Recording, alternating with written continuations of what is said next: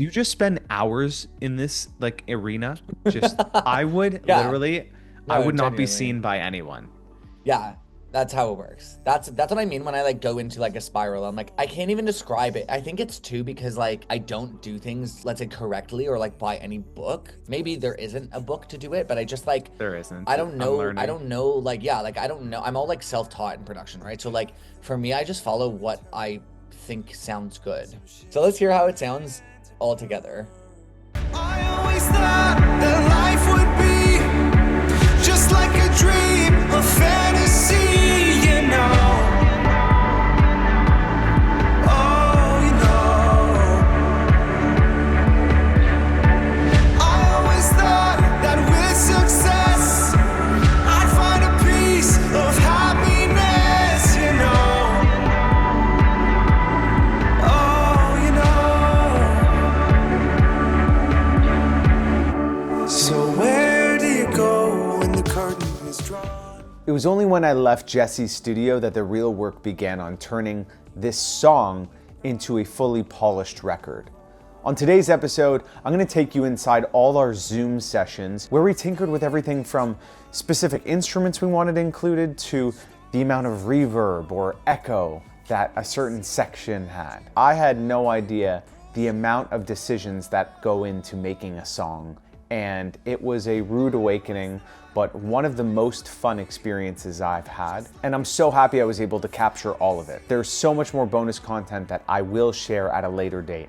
For now, enjoy the work sessions that Jesse and I had. And at the end of the episode, you'll see how a mixed song gets mastered.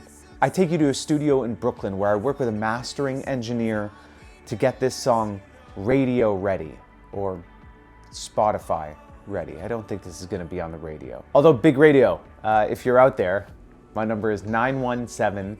What's the percussion instrument that's the long sort of like church chime bells that are like long sort of tubes almost looking, but they're all metal and you hit them with a mallet at the top?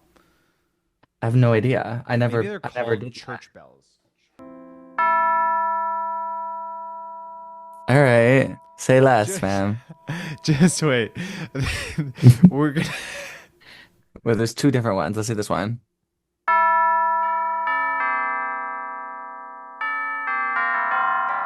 That's pretty sick. Okay. Dun, dun, dun. And then one more, or change the timing of those. Yeah, it was like AEDA da da da da. Okay, so let's change. I want to change a bit of the sound. Best to travel on.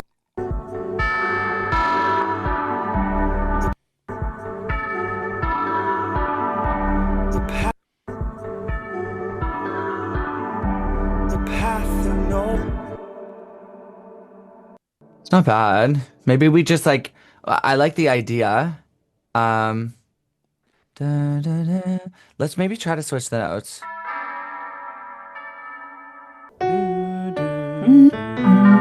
The B came in quicker.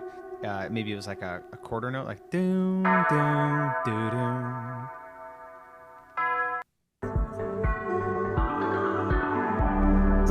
Like that. I'm just not hearing the beat too much. Let's just increase the velocity for a sec.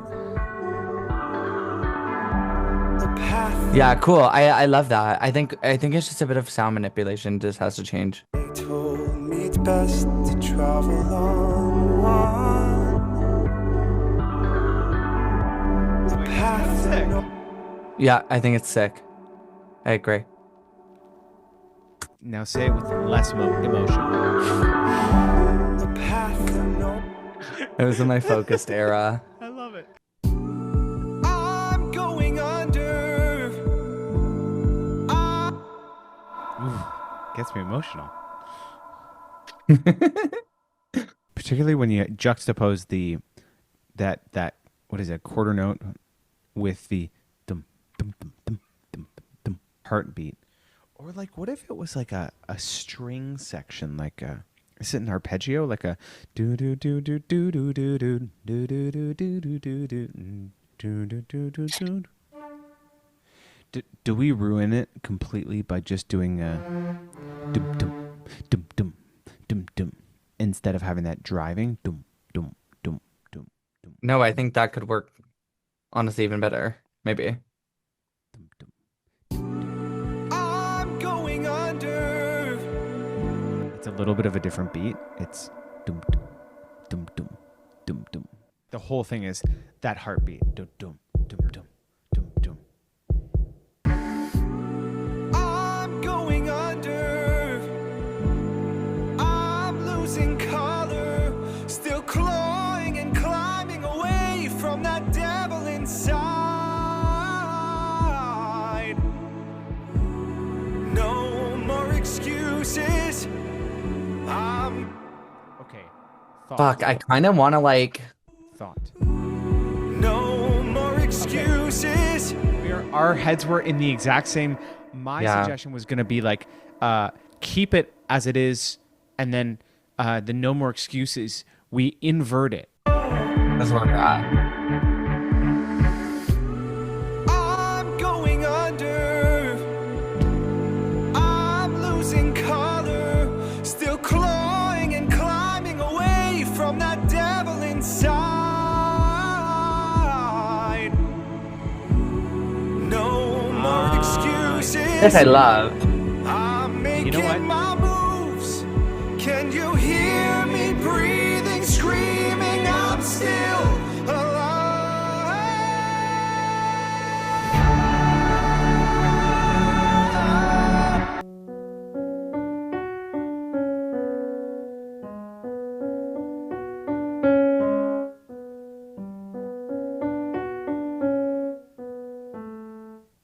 So it would sound.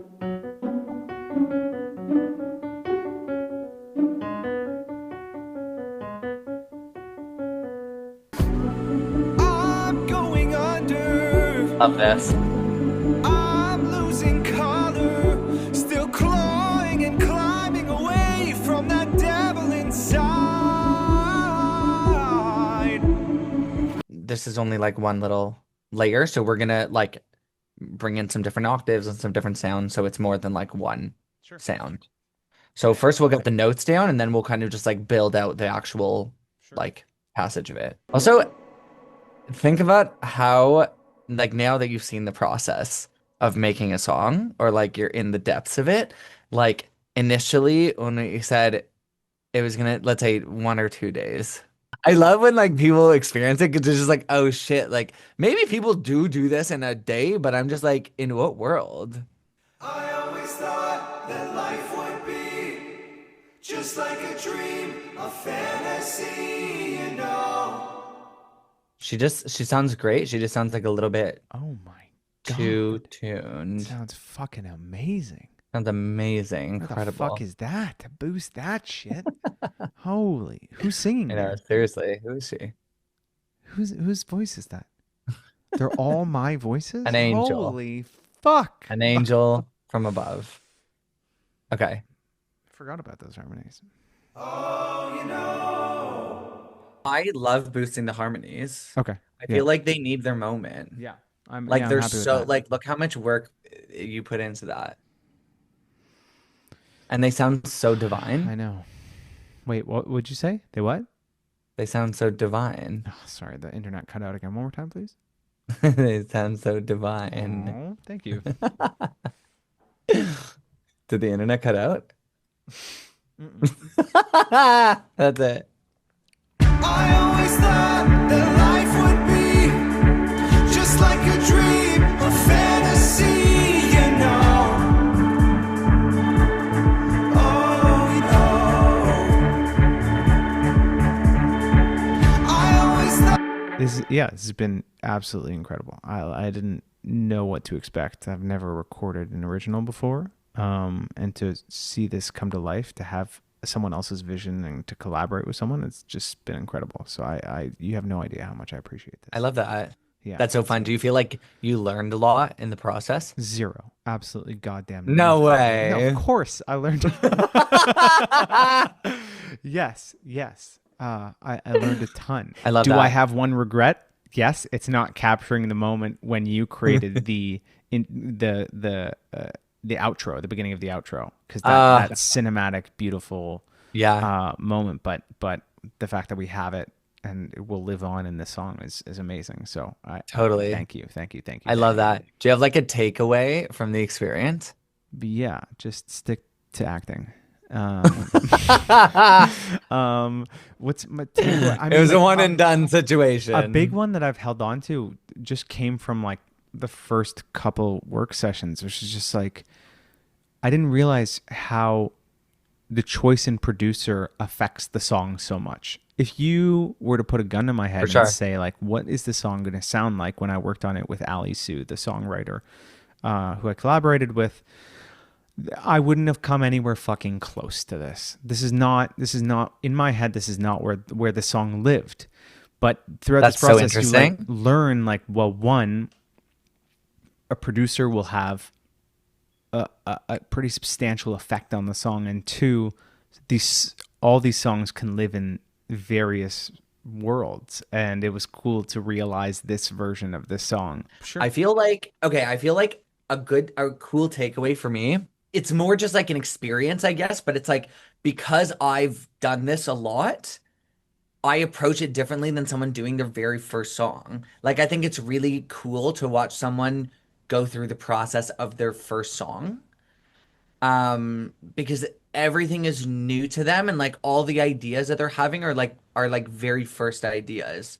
So it's cool to watch, and I think that's like very inspiring. Like Yeah. the idea of making every moment of a song special. Doesn't have to be like super complex or interesting, but it's like there's this approach when you're doing your first song where it's like you're doing this for a reason, and like every single moment matters, and that's always like it's always nice to be reminded of that, you know? Because I Absolutely. do try to carry that with me always, but like it's when someone's done like for example, if I'm song 5 in deep with someone, then we approach it differently than like learning to work with each other and like building like really crafting the song in the way where it's like everything is their first. We're kind of like, oh, we get Right. each other's styles, we know what we like, we're gonna put this thing together. Where it's like there's slight hesitation when I'm working with someone for the first time, and it's the hesitation, but it's actually like mindfulness, you know, because it's like Absolutely. I'm not gonna present if I'm really comfortable with someone, I'll show them anything. Like I'll be like, okay, cool, I'm gonna do this, but it's like if not, I'm like I really want to make an impression on this person, so I'm going to make sure that like this is really carefully thought before I bring this to them. I think you nailed that. Yeah, I think Love. you struck an incredible balance of like mindfulness, but also uh, consistently offering, suggestions when I was definitely lost, and I love that. again, like coming up with that transition in the post chorus, was Right. beautiful, and like I didn't realize that's what this song needed to be. So yeah, you did Yeah, an it's sick. incredible job with that. And then I'll also say on the flip side, which is interesting, like if you ever do more, you'll see that like there's risks that are taken, I think, that don't always happen in like a first song. Because it's like with that comfortability, you kind of lose your like, oh, I want to make sure that I cater this, and that you give them much more like of a left field ideas to come in. I think that that's like there's pros and cons to both. From my understanding, mastering is all about equalizing the levels and audio of this song. You see, I'm learning with you. I really am. Once today is over, it's all on us, because the creative decisions for the song itself will be complete. And that is terrifying. My dad is a recording engineer, and he would always tell me that like every mic ever made was the best mic for one job, and you just kind of needed to find what that job was. Why don't we just pull up if you're Let's do it. Yeah, absolutely. pull up your track here? I sort of try to take on that same philosophy with this stuff, that as little moves as I can make to get the achieved result, the better. And I also find that having a couple of pieces of equipment do very small lifting rather than one do a bunch of heavy lifting is also, I think, really important. Like for instance, if you have like 10 people move a really, really heavy couch, it's obviously going to be a lot easier than if you have one person move a really heavy couch. There's a way in which you want to try to create a scenario where you are having a few different plugins, a few different pieces of outboard equipment do very small moves all together to create the kind of limiting that you need and the kind of compression that you need. Totally. So I just start by listening to the song.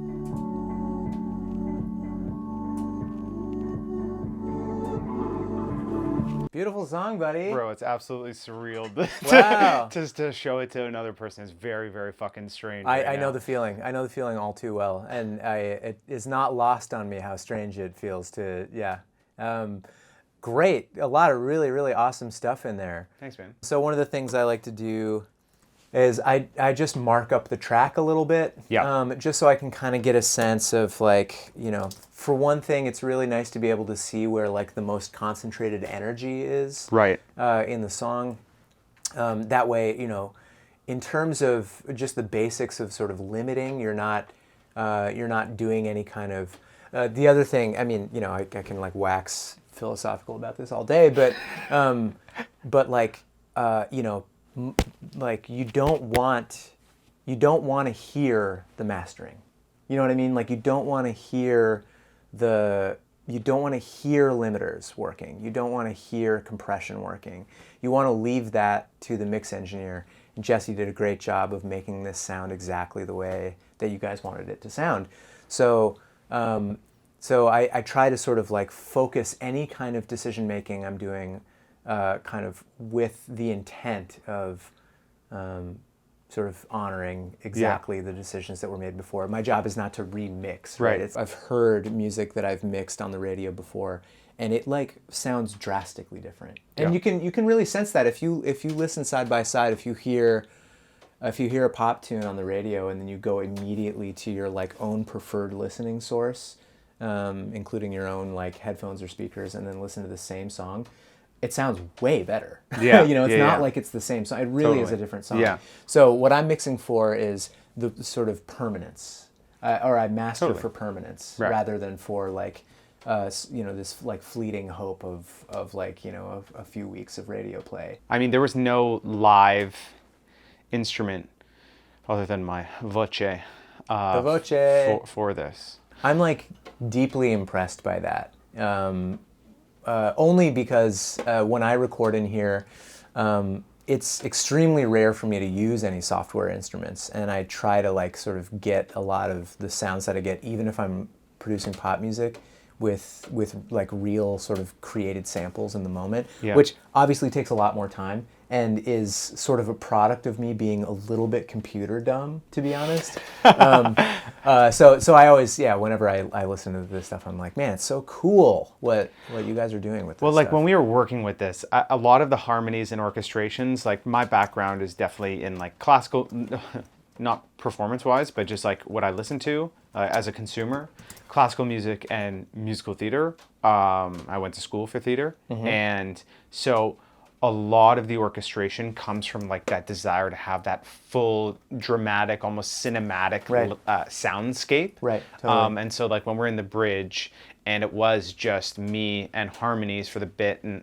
for the longest time, it was going to be a very much more gospel sounding, and it still lends itself a little to gospel in that bridge part. But for a long time, I was like, fuck, I need an organ there. I need like a church organ where it's like come to Jesus moment.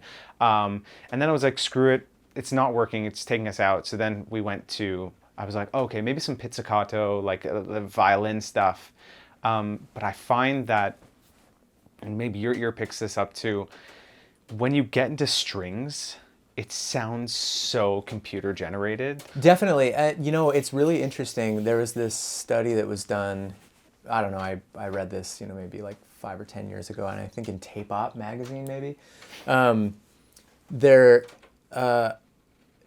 When we hear a sound, we are able, almost entirely, we are unable to determine the source of the sound unless we hear the attack of where it came from. Interesting. And so if you hear if you come and you just listen to a very, very clean bowing of a violin without hearing the attack of it, that could be a Juno, or it could be, yeah, like a synth, or it could be like the really long sustain of a piano note that got hit that's being, you know, mic'd in a really particular way. It's very, very difficult to discern between sounds unless you hear the attack. Right. And that's one of the things that a lot of the software instruments kind of don't get quite right, is the attack of something. Totally. So that's one thing that's interesting in music today, is that our ears are sort of calibrating. We're sort of normalizing a lot of these software instruments as being the typical sound that you hear. Yeah. Which I know in my own personal sort of recording, I tend to try to sort of reintroduce the sort of live mistake-making qualities of music making as much as I can, because I think I just think it's like the other hand, you know. It's like you have one thing over here, and it's like very clean, very polished, no mistakes allowed music, and neither is better than the other, but you do, in order for AI not to take over music, you do need the like live mistake making in a room kind of sound, like to hear people like running an obstacle course through the song. Totally. You know, you need to be able to hear that sometimes. And what's cool is like when you listen to the end of your track here and you listen to some of that ad-lib stuff, that's exactly what you were doing in that moment. It was like you're running through an obstacle course. In your brain, you're sort of making these improvised musical decisions. So like all of that exists in human-made music, regardless of the style or the genre.